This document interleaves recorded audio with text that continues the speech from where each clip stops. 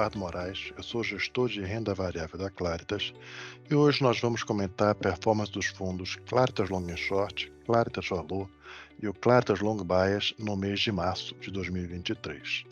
Começando um pouco com o panorama do cenário global. Tá? Esse mês foi um mês com muitas novidades. De certa forma, as bolsas subiram, S&P subiu 3%, Nasdaq subiu 7%, o MSCI global como um todo subiu quase 3%. Tá? Mas o cenário foi um tanto quanto conturbado. Você teve a emergência ali de uma crise bancária com a falência do a SVB, Silicon Valley Bank, depois do Signature, na sequência na Europa com a quebra ali que depois foi conduzido para uma fusão do Credit Suisse com o UBS. Tá? De certa forma, eu acho que os reguladores agiram de forma rápida a evitar um contágio dessa crise. Tá? Agora, os efeitos secundários são inevitáveis. Então, você tem uma contaminação ali no canal de crédito, uma redução do crédito de uma maneira global. Isso deve levar a um menor crescimento da economia global e aumenta a probabilidade de uma recessão, em particular nos Estados Unidos. Tá? Nesse contexto, você também teve, em função do aumento da probabilidade de recessão, uma redução aí dos principais indicadores, principais taxas de juros globais. Isso, no final das contas, um contraponto a isso tudo, apenas a China, onde a China apresentou indicadores de atividade fortes, inclusive no segmento de housing, tá? No segmento imobiliário, com melhoria ali nas construções e vendas, assim, de certa forma, ainda um tanto aquém ali do que seria a normalidade, uma série de outros indicadores ali indicando uma retomada da normalidade pós-lockdown, mas assim, ainda longe do que seria uma normalidade plena na China. Tá? Mas sob a ótica de China, a gente saiu desse mês com a visão mais positiva de crescimento. De uma maneira geral, gente, esse menor crescimento global foi um cenário negativo para commodities de uma forma geral, e não à toa foi o setor que mais prejudicou a performance dos nossos fundos aqui no mês de março. Tá? Depois eu entro com um pouco mais de detalhes. Sob a ótica doméstica, o principal tema do mês foi o arcabouço fiscal. De certa forma, gente, é um reforço do que a gente acha que é o equilíbrio possível no governo Lula, no governo do PT, que é mais gasto, mais arrecadação, tá? Um equilíbrio com juros um pouco maior do que seria de outra forma e com a inflação também um pouco maior do que seria de outra forma. Acho que vai um pouco nessa linha. O arcabouço, ele, no final das contas, ele é uma carta de intenções. Ele só vai funcionar se você tiver mais arrecadação. E isso cria um clima muito ruim para a Bolsa. Tá? Porque no final das contas, você teve até um paradoxo acontecendo esse mês de março, onde você teve câmbio valorizando, juros fechando e Bolsa performando muito mal. Porque no final do dia, quem vai pagar a conta desse ajuste fiscal somos nós. Seja como investidores, seja como pessoas físicas, é a sociedade, de uma maneira geral, pagando mais impostos. Tá? E cria um clima de incerteza muito ruim. Ninguém sabe qual setor vai ser afetado em que momento. As falas do Haddad nessa linha não foram muito boas no sentido de previsibilidade. Tá? Então, acho que tem esse aspecto. Então, Bolsa performando mal. Tem um lado técnico também, que, de certa forma, você tem a indústria local com muitos resgates, investidor estrangeiro que estava colocando dinheiro em março já começou a tirar um pouco, mas já não é o comprador marginal, tá? Fazendo com que, por vezes, pequenas distorções, pequenas frustrações na divulgação de resultados levassem a movimentos assim avassaladores, tá? Empresa que decepcionou um pouco, caindo 30%, caindo 40%. Chama um pouco a nossa atenção, certa disfuncionalidade aqui na dinâmica de precificação de alguns ativos no mês de março. Tá? É isso, vamos entrar agora em alguns slides, vou dividir com vocês alguns slides para a gente entrar mais no detalhe sobre o mês de março.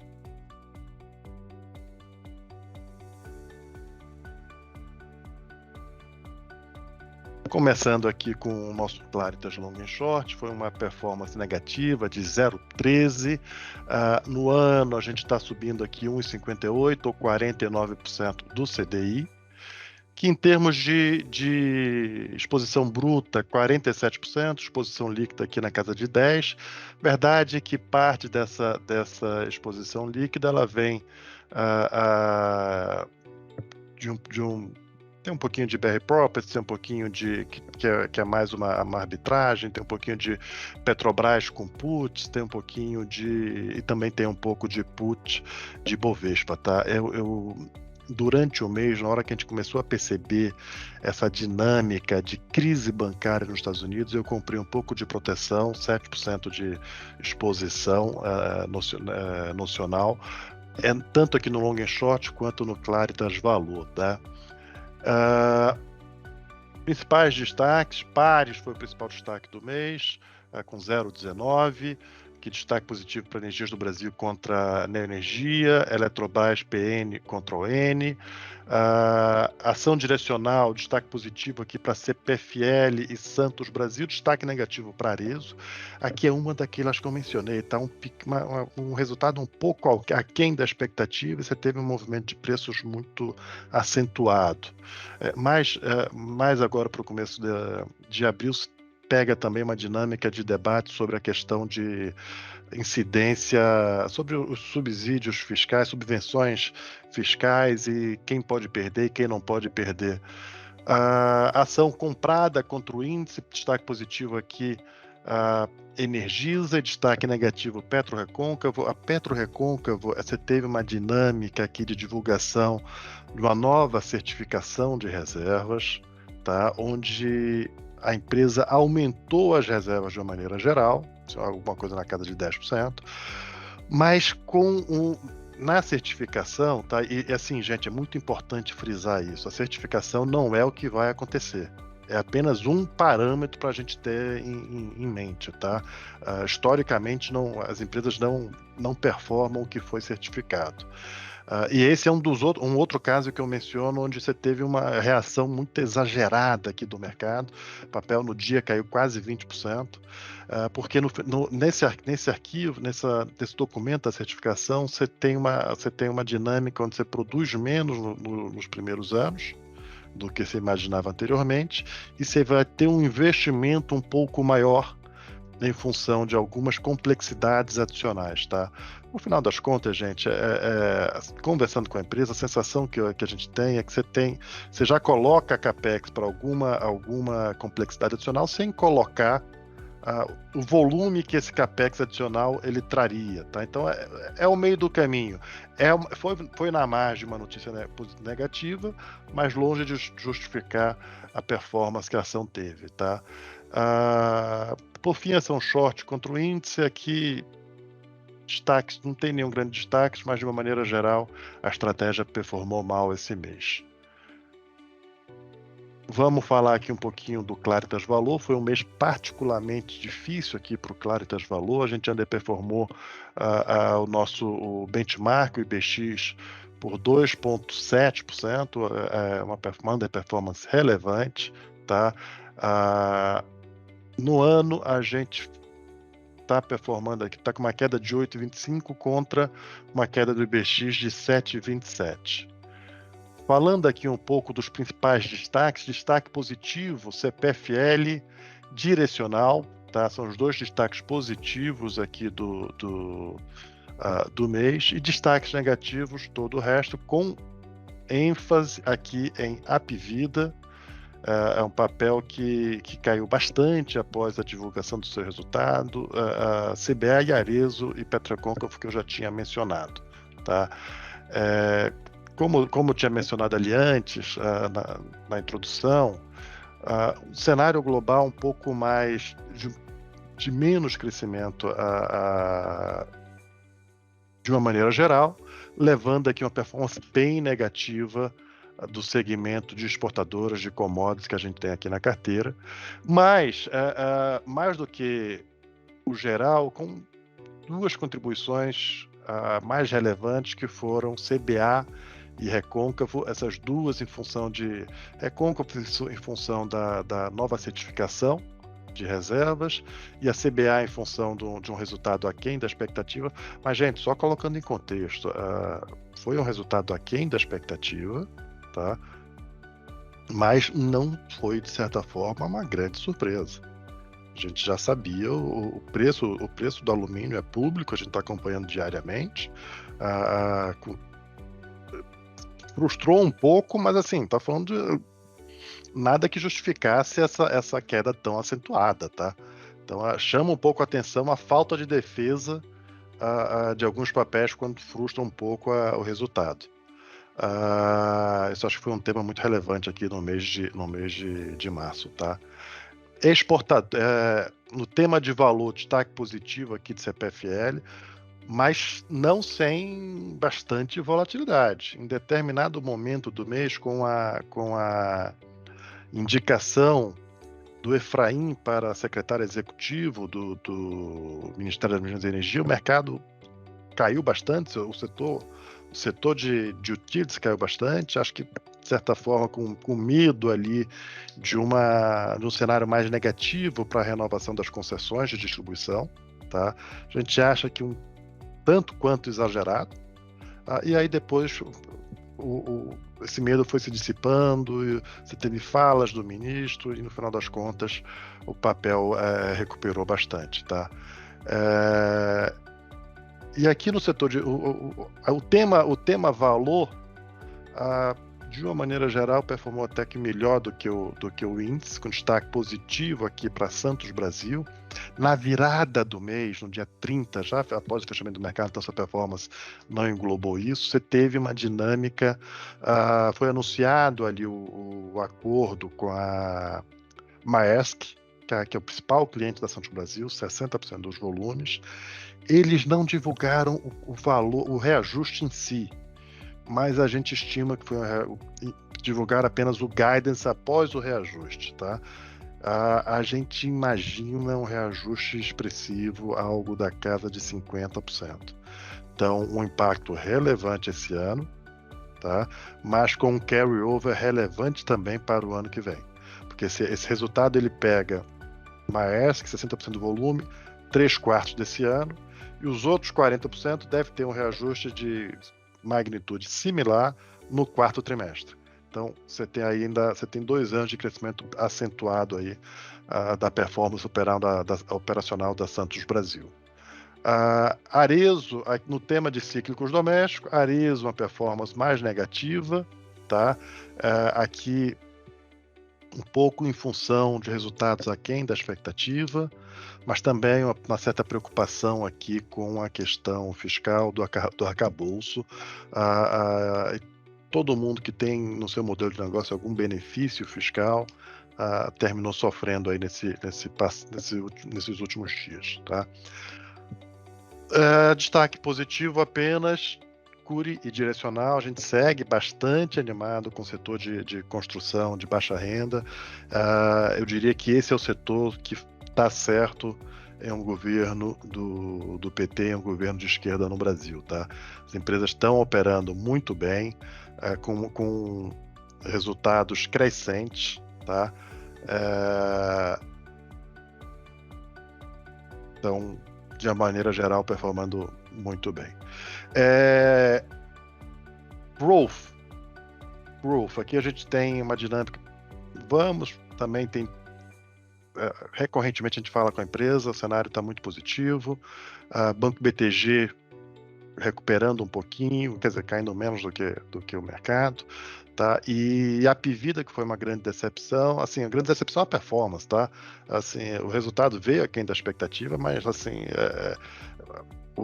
as fortalezas desse modelo de negócio permanecem, estão repassando o preço, vinham repassando na casa de 12% até fevereiro, vão repassar mais alguma coisa entre 15% e 20% a partir de maio, junho, tá? Então isso vai retomar a rentabilidade da empresa. Os concorrentes estão tendo que repassar na casa de 20%, tá? Então, assim, é uma questão de tempo para você ter uma recuperação. Não tomamos a decisão de não vender, mas também a gente não tomou a decisão de não comprar mais nesse momento, tá? Voltamos a investir um pouquinho em açaí, entramos aí nessa oferta. Vale mencionar que com essa oferta o Casino já foi bastante diluído aí como acionista de referência. Hoje passa a ter apenas 11, 12% do capital da empresa. Consequentemente, a empresa faz, com essa oferta, eu diria que completa seu ciclo de transição, de sair de uma empresa de controle para uma empresa de controle difuso, uma corporation, tá? Aqui falando um pouquinho do Clartos Long Bias, conseguiu apresentar uma performance melhor aqui do que o Clartos Valor, estratégia de opções, estratégia short contribuindo um pouquinho, tá? Então o fundo, na virada do mês, a carteira valor representando 77, então a carteira valor já está um pouco menor em relação à carteira do Clartos Valor. A partir desse ano a gente passou a ter um market time aqui também no tamanho dessa carteira, tá? Mas pares com quase 30% de gross exposure, mais 3% de ação short e 27% de put, tá? Aqui destaques destaque negativo foi justamente a carteira valor. Os shorts não contribuíram, e as opções também praticamente zerado aqui, tá? Falando aqui um pouco do tema exportadoras, commodities, vale mencionar aqui, de certa forma, uma performance mais negativa nas principais commodities. Primeiro, uma valorização do câmbio, tá? E uma performance mais negativa aqui das principais commodities, tá? Diesel caindo, gasolina foi uma das poucas que subiu. Destaque positivo aqui vindo de minério, tá? Minério foi uma das poucas commodities aqui que apresentaram uma alta, se mantendo aqui no patamar de $120, que é um patamar extremamente saudável aqui para as nossas produtoras para Vale do Rio Doce, tá? A celulose segue caindo, tá? E o açúcar também com uma dinâmica mais positiva. Com relação aqui à temática de empresa de valor, vale a pena mencionar aqui o resultado da CPFL um pouco poluído ali no quarto trimestre, com provisões de contingência de um grande processo que ela tinha. Ela fez um acordo no quarto trimestre, tá? Por outro lado, a aquisição que ela fez de uma usina hidrelétrica contribuindo positivamente, também não recorrente, tá? E a novidade aqui do quarto trimestre foi que eles tomaram a decisão de pagar 50% de payout. O que nos chama a atenção é que dá 7, quase 8% de yield, tá? Apenas 50% de payout. No contexto de esperar um pouco as oportunidades de crescimento inorgânico que estão se apresentando, em particular o anúncio pela Enel da decisão de vender a Coelce, tá? É um ativo que interessa ao grupo e aí eles vão aguardar para tomar a decisão. Se conseguirem comprar a Coelce, aí o dividendo ficaria nesse 50% mesmo. Se não conseguirem, muito provavelmente a gente deve ver um complemento desse dividendo ao longo do ano. Mas eu queria chamar a atenção do dividend yield expressivo, mesmo falando apenas 50% de payout, tá? Um outro fator interessante é que a ANEEL já tinha divulgado os dados da revisão tarifária da CPFL Paulista e agora, mais recentemente, divulgou da RGE Sul, tá? Em ambos os casos, números muito positivos, um pouco acima das nossas expectativas, tá? No caso da Paulista, já foi homologado esse comecinho de abril, esses números. Tem uma consulta pública da ANEEL que ainda não foi encerrada, que trata de um maior compartilhamento dos ganhos de eficiência da empresa com os consumidores. Então, a Paulista já conseguiu homologar sua revisão tarifária antes desse processo, então isso já garante aí os próximos 4 anos capturando uma parcela maior da sua eficiência. E a RGE Sul deve acontecer a revisão tarifária dela agora no meio do ano, tá? Essa a gente ainda não tem certeza se vai ser com esses números preliminares ou se ela teria que compartilhar um pouco mais aí da sua eficiência com o consumidor. A Pvida eu já comentei. Só vale comentar que a Pvida, mais recentemente, ela divulgou uma operação onde ela faz um sale leaseback com a família controladora, através de um processo competitivo que terceiros tiveram a oportunidade de acompanhar, capitalizando a empresa em 1,25 bilhões e também uma oferta primária na casa de 900 milhões de reais, assim, tirando todo e qualquer preocupação com liquidez da empresa do radar, tá? Por fim, só o comentário da Arezzo, resultado um pouco abaixo da expectativa, apesar de vendas fortes, que seguem com vendas fortes nesse começo do ano, uma margem um pouco mais contraída em função de maiores investimentos em marketing, tá? E atividade promocional. É isso, senhores, que eu teria para dividir com vocês hoje. Qualquer dúvida, qualquer esclarecimento adicional, por favor, estamos aqui à disposição para esclarecer. Muito obrigado e até o próximo mês.